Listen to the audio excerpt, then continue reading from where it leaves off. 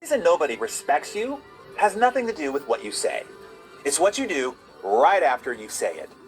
And I'm about to show you the exact moment you teach people to ignore you.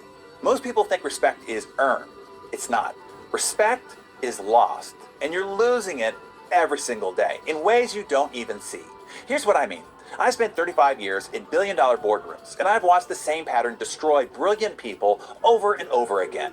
They say something smart, nobody reacts. Then somebody else repeats the exact same idea, and suddenly it's genius. And they think, I have a credibility problem. I need to speak up more. I need better ideas. Wrong. You don't have a credibility problem. You have a desperation problem. Because every time you say something and then explain it or defend it or try to make people understand why it matters, you're teaching them you don't believe it yourself. So once I started teaching leaders to stop doing this, I watched execs who got talked over in every meeting start commanding rooms by just showing up. They stopped chasing respect. And the second they stopped chasing, everybody gave it to them. So here's the system. 3 rules that will feel wrong, but they work every single time. Rule number 1, say it once. This is the hardest rule for people to follow, because when you say something and nobody reacts, your instinct is to keep talking, to fill the silence, to explain what you meant, to make sure that they got it.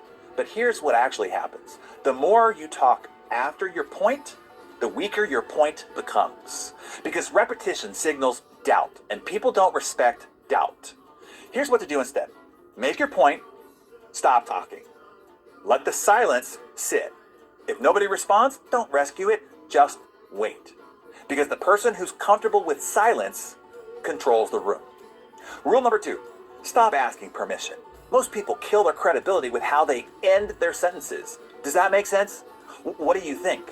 Is everybody okay with that? Every time you ask for validation, you're signaling that you need it, and people don't respect what they have to approve. Here's the fix. Stop turning statements into questions. Instead of, I think we should probably do X, say, here's what we're doing. Instead of, does everybody agree? Say nothing. If they disagree, they'll tell you. But when you ask for agreement, you're giving them permission to say no. And they will, either consciously or subconsciously. And rule number 3, be wrong loudly. This one breaks people's brains because everybody thinks respect comes from being right.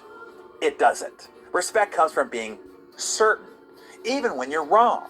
Here's what I mean. I've watched leaders lose respect by being right, but hesitant. And I've watched leaders gain respect by being wrong, but decisive. Because people don't follow perfection. They follow conviction. So here's what elite leaders do instead. They make a call fast, without hedging. And if it's wrong, they don't apologize, they don't explain, they just say, that didn't work, here's what we're gonna do instead. No drama, no defense, just the next move. And everybody respects that, because the person who can be wrong without needing to be right is the most dangerous person in the room. And here's what most people miss. They think that these rules are about acting confident. They're not. They're about being willing to lose respect in order to earn it. Because here's the truth. The moment you need people to respect you, they won't. But the moment you're willing to be ignored, they can't stop watching you. If you want to learn how to do this, how to walk into any room and command respect without chasing it, without begging for it, without needing it, I built a system that teaches you exactly how. Not theory, not platitudes, the actual mechanics